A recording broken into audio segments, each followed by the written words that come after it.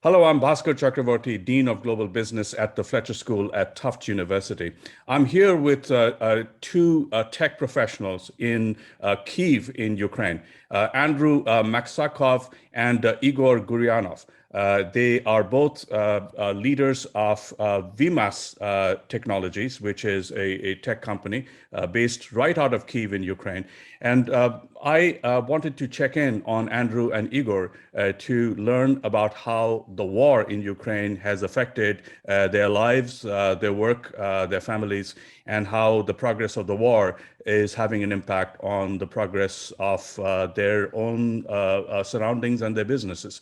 So let me start with you, Andrew. Say a little bit about where you are currently and how are things for you and your family and your close colleagues. You know, Thank you for invitation. And I'm just wanted to start with my family. Family is split, let's say like that. My older daughter, she's in Europe in Wien. Me, my wife, and my youngest son, we're just in Kyiv. Igor will tell about himself, but he's in Kyiv as well with his family, and he's now living in our office because his apartment is a dangerous place, so he just decided to move to office with some basement and some other stuff that let him feel himself some more safe, you see. So the situation, war is war, and of course it's really hard impact us, but me and Igor, we decided to stay in Kyiv just to control the situation with our company from Kyiv. So that's the answer of your question. Well, thank you for that, Andrew. Igor, how about yourself? Say a little bit about your situation. Yeah, I'm in Kyiv, stays in Kyiv from the first day of war. And we'll tell not only about myself, but about the company. So we've been prepared for the situation, and we had some plans for centralized moving to some specific places, but our employees, they prefer to do it individual planning because of families and different possibilities, different options to move. So I myself decided to stay in Kyiv, and first several days of war try to stay in my apartments and had several nights in a shelter because it was very intensive, not directly bombing, but every time was air strikes, and we were informed to go to shelters. But then a building just 100 meters near my apartment was hit by a missile and destroyed 2 top floors of this building. So we decided that need to go to a more safe location, and thanks we're lucky to have our office building in the city. It's inside Kyiv as well, and it has a good basement. So actually we stay there with my wife and my son for all this time from the beginning of the war. And it gives also a good option to control office equipment and to turn on computers after we had several shortcuts of electricities after missiles attacks. So it's also have a practical impact on company stability.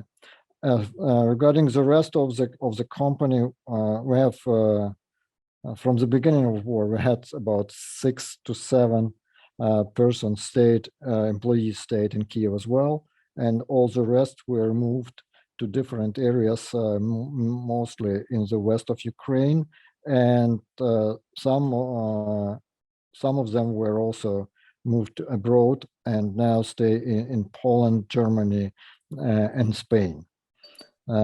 So that's actually a situation. When Russian troops were kicked off out of the city, and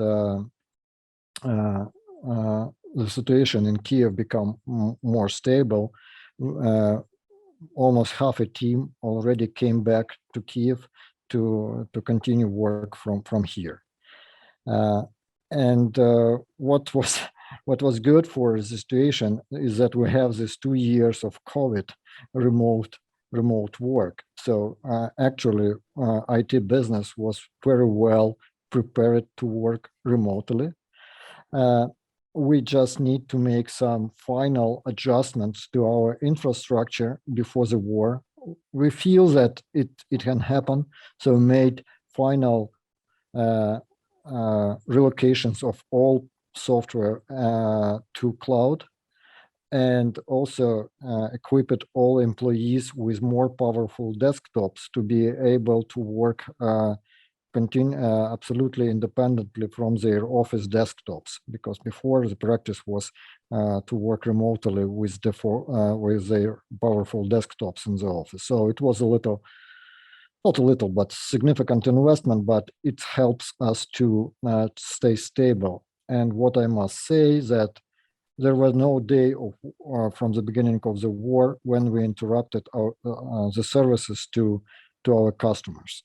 And namely, there are serious customers like Amazon, British Council, several big companies from Fortune 500 list in United States. So there were no interruption in our businesses since ability to work remotely with, thanks God, our infrastructure with internet, electricity, and everything else works, I must say, almost perfectly. And also banking system, financial system, also stable. So all this helps to work efficiently and to don't affect our customers. Well, that is very heartening to hear, Igor. And of course, Kyiv has been the focus of so much of the Russian attack, and it's good to know that after the focus has been taken off, at least partially, people have returned.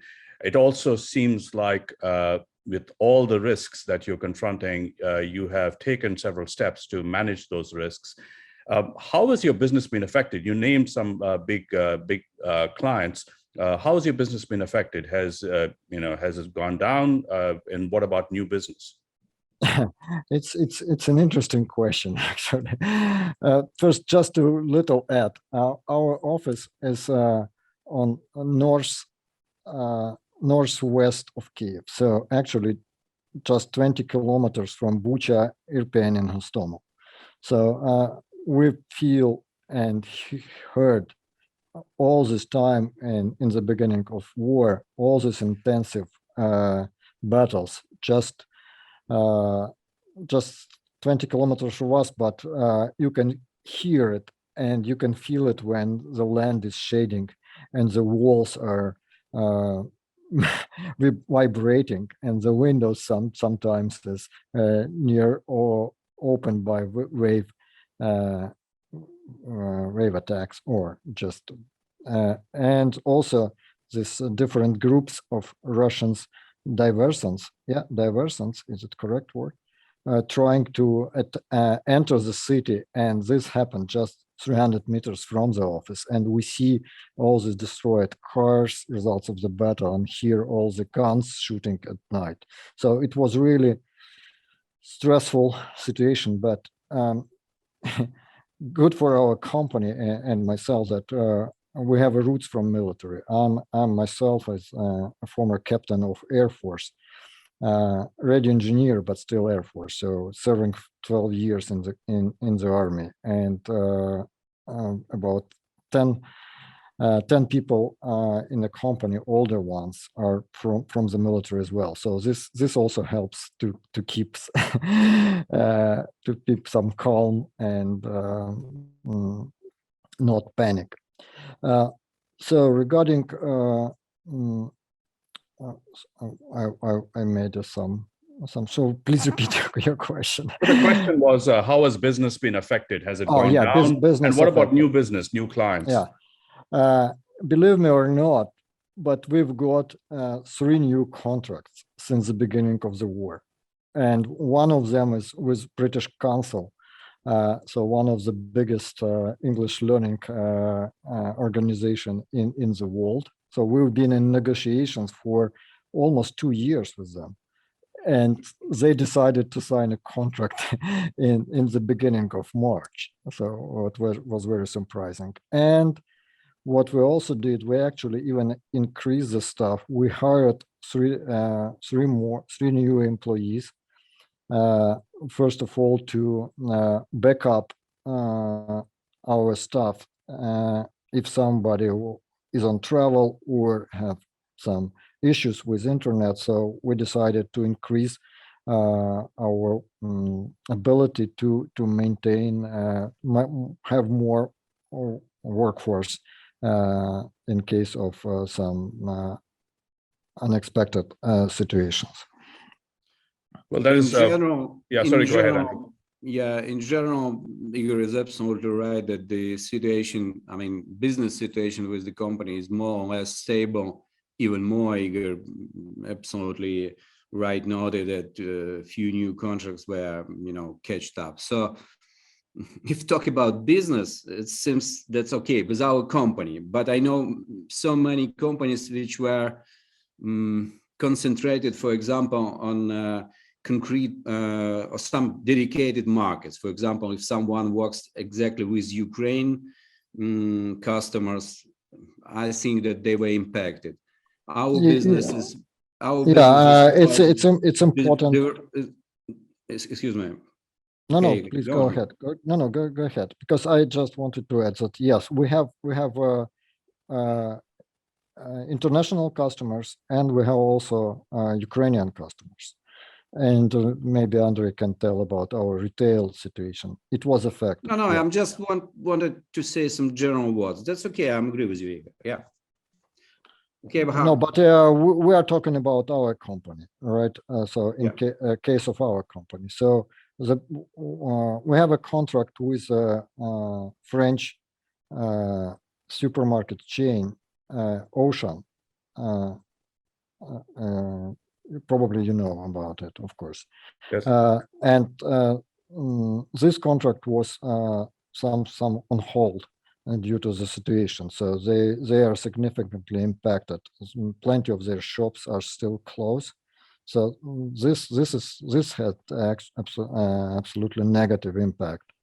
But international business is stable. We have plenty of deliverables in spring, in beginning of spring, and I'm happy to say that all of them were on time and without any problems for our customers. Andrew, you were talking about the other companies in the IT and tech space. How have they been affected? Are they continuing to do work, and how are they managing the risks? As I said before, it depends on the markets.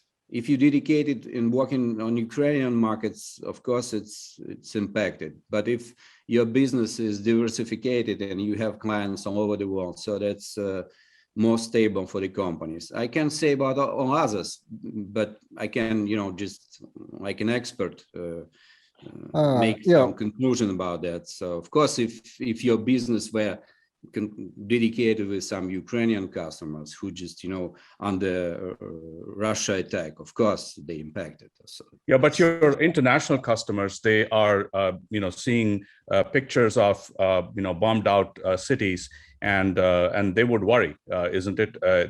They were worried, of course, but they, thanks God and thanks to our company and our management, we just get some stable relationship with our foreign international customers. That's stable, and the situation isn't changed, And Igor said that a lot of people are working remotely. So have most of the people moved to the western side of the country or gone abroad? Is that the way you're managing it? So as I mentioned, it's about 80% of the company moved out of Kiev to the west, and three employees are abroad in Poland, in Germany, and Spain. And we have also 6 people or 7 people who are living directly in Bucha and Irpin. Okay. So that was, of course, the most disaster for them to know about relatives, but now it's okay. None of our employees' relatives are directly impacted, but their families, but friends, and my personal friend was killed in Hostomel. Just went to buy cigarettes on his car and was shot by Russian tank from 300 meters on 100 meters from his house. So that's all these pictures, of course, make our personal feeling in life a disaster. And making an example how the business is affected. We have a friend of us with Andrei. He is in also not directly in IT, but in technological business. And he had, in January, he signed a contract with Metinvest, with Azovstal factory for $50 million. And of course, he was dramatically impacted because this contract, of course, was canceled. And just to confirm what Andrei said, it significantly depends on the business. Sure. So this is, of course, heartbreaking news, and all around you, and I'm sure it's affecting morale as well. But at the same time, hardening your own, a sense of solidarity and resilience, among Ukrainians, which we are also hearing a lot about. Igor, you mentioned your military past. There's a lot of talk about the IT army, about how tech professionals are using their skills to participate in cyber war, to help citizens find safe routes out of cities. Could you speak a little bit about any work that you and your colleagues are doing in assisting the war effort right now? Exactly, I can add. So, and my son, he's also in IT. He's working in Samsung R&D center, and all his friends and our employees on a volunteering basis. So from the first day of war, they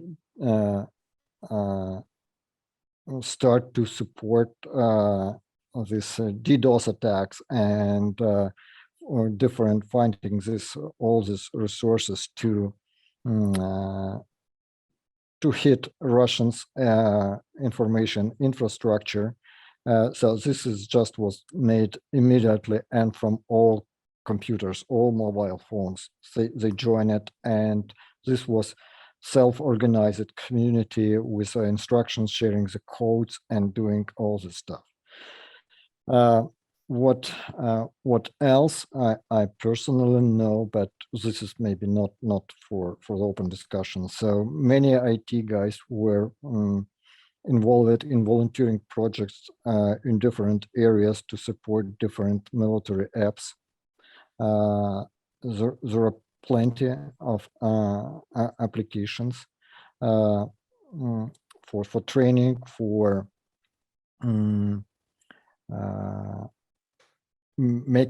getting a knowledge about new arms we're receiving constantly from the West partners. So this is what need to be adopted, what need to be translated, or what need to be converted. So it's plenty of work.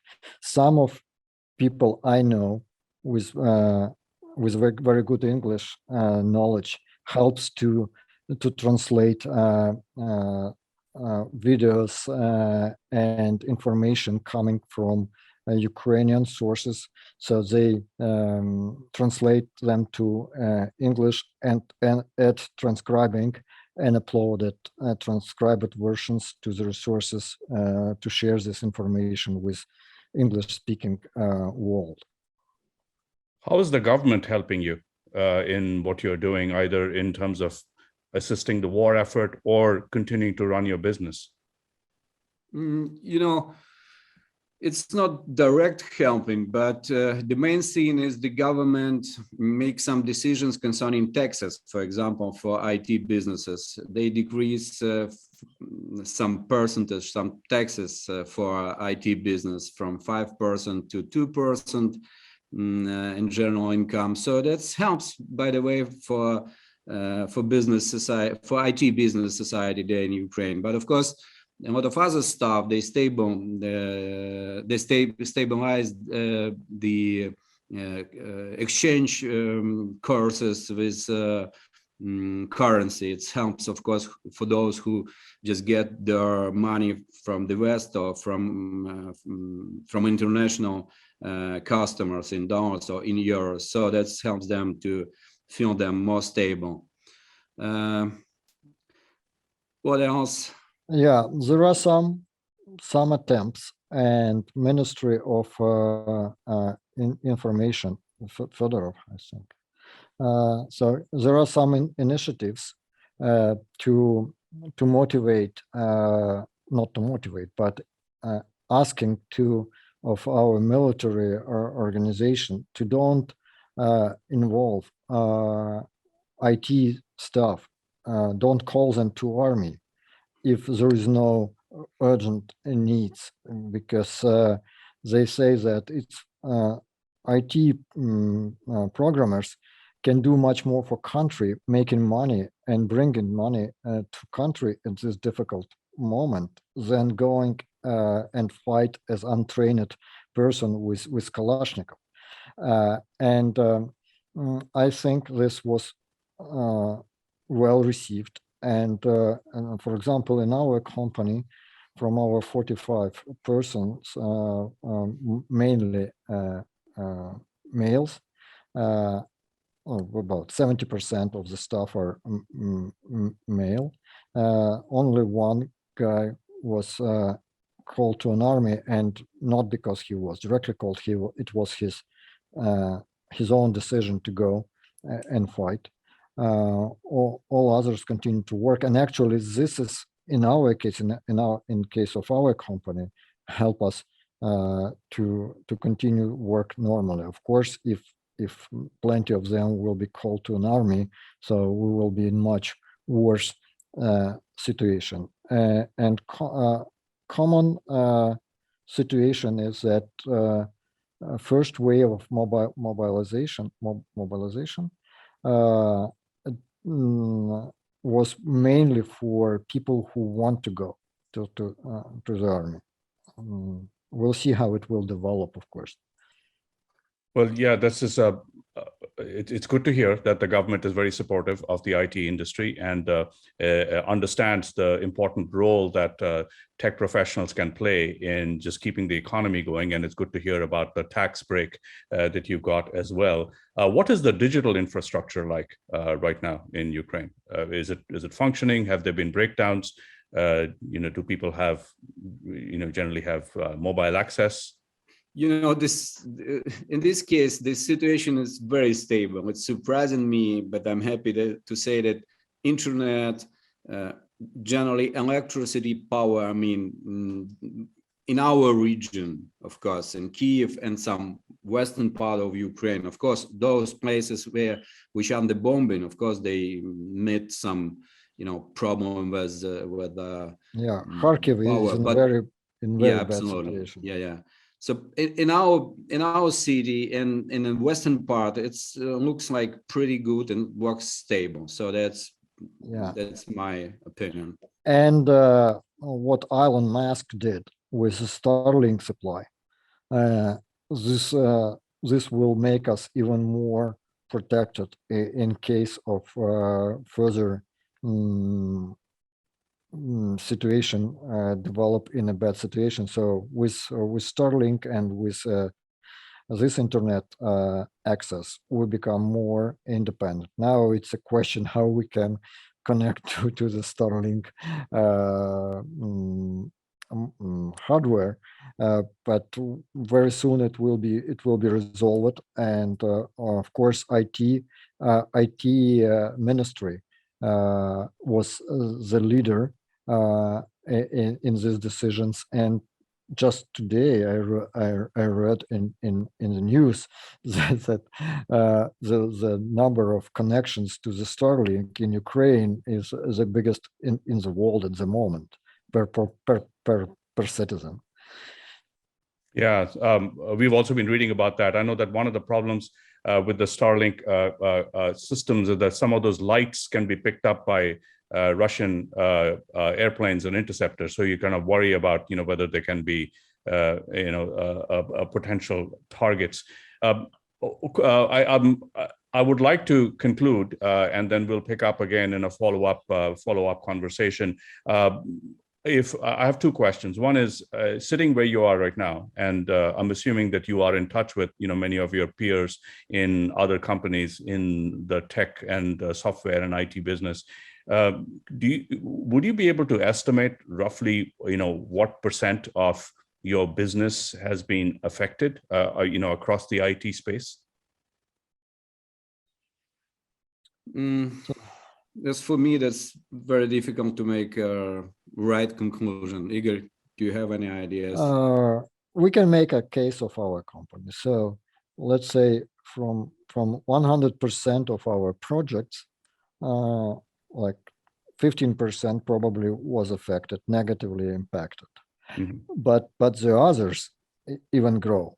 So in general, from net income per first quarter of this year, I think we are not significantly affected by war from the business standpoint, of course. Okay, and if you have a message for the world outside, what would that be, given your experience right now and what you see around the corner? The message is: don't afraid to work with Ukraine. Please continue make contracts and rely on us. We will do all our best to make our work at least on a not worse level that was before. And that's trust in us is very important on financial and even more on moral level. And believe me, every call with customers, which we have daily and several by other projects, starts from the questions: how you are impacted, how we are supporting you. And we feel this support not only on a personal level, but also on financial level. For example, we have run a special fund in US with the help of our partner in US, where we collect money for directly collect money for our employees. And many of our partners made donations, direct donations, which we will distribute between our employees transparently to compensate their extra expenses to work outside of their usual environment. What else we did? From the first day of war, we started a chat where we connected all our current former employees and our partners. And in this chat, we are sharing information and helping each other. And this significantly helps to organize even initial moving of people around the country, because we have, at the moment, we have 164 participants in this chat.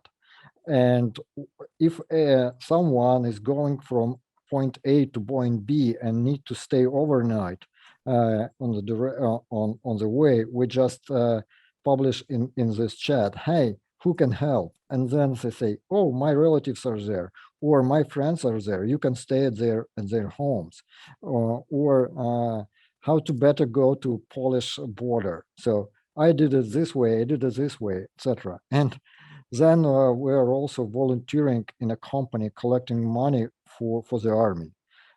And actually, I must say that IT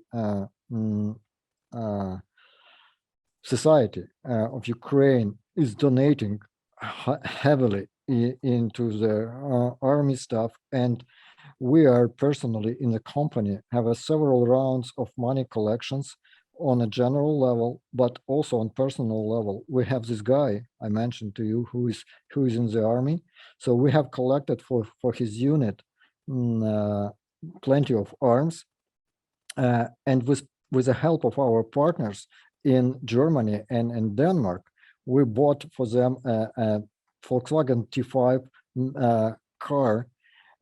Then bought for them different stuff they need for the unit deliver, and our friends. One is a doctor of math, and another is a top engineer in the company. They take several days off to take this car and drive it to Lublin, and from Lublin to Ukraine, and deliver to Kiev with all this equipment. And it's significant amount of money, but also efforts. And with such hint to organize this communication, it helps us to feel also direct help and help from our partners who post so very heartbreaking info, how they support, how they donate, how they with us, and this is really very impressive. If back to your question concerning messages for international businesses, I just say in short way, don't do for us some favor. Just keep running the business that's already started and start new one. So we don't need a favor, but we just need to continue businesses. So that would be great if international business will follow such kind of message. That's it. Well, I think that's a great note to pause this particular stage of the discussion on. Andrew, Igor, I'm so grateful to you for sharing your experiences with us, and our hearts and minds and thoughts are with you, and we're standing with you, from a distance. This is Bhaskar Chakravarti, Dean of Global Business at the Fletcher School at Tufts University. We'll talk again to Andrew and Igor later once we have a chance to process what we just heard, and we'll go back to them. Thank you. And thank you very much for contacting us. And